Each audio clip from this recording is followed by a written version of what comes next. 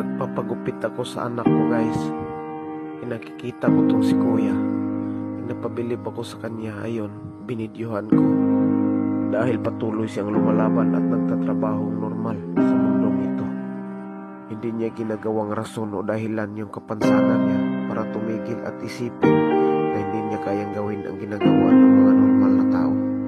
Sana kuya, bigyan ka pa ng maraming blessings sa Panginoon.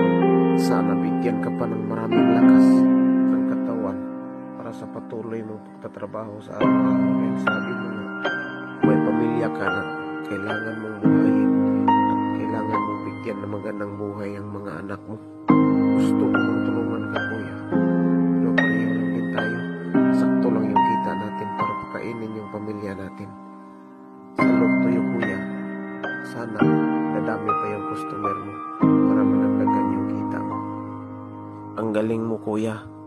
Nauubos na nga yung bilib ko eh. Binibigay ko na lahat sa'yo. Hayaan mo, kuya.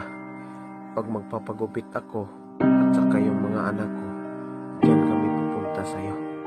Maraming salamat, kuya, dahil isa ka sa inspirasyon ng tulad namin para patuloy din kaming lumalaban sa buhay at lumalaban ng patas ng walang lamangan.